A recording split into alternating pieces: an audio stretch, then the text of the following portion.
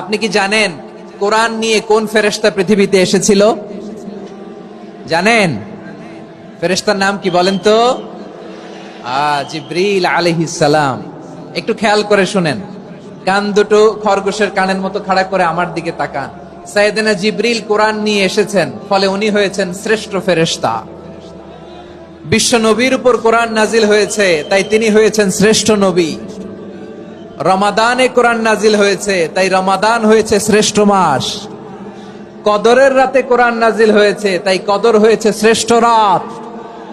আমরাও যদি কোরআনের সাথে সম্পর্ক বাড়াই, আমাদের মর্যাদাও এরকম, আমাদেরকেও শ্রেষ্ঠ মানুষ বানায় দিবে কে? এজন্য কোরআনের সাথে সম্পর্ক বাড়াইতে রাজি আছেন তো? যারাই কোরআনের সাথে সম্পর্ক বাড়ায়, এদের মর্যাদা বাড়ায় দেয় কে? দেখবেন আমাদের হাফেজে কোরআন, তারা ইন্টারন্যাশনাল কোরআন কম্পিটিশনে যে গোটা বিশ্বকে পেছনে ফেলে প্রথম পুরস্কার নিয়ে আসে।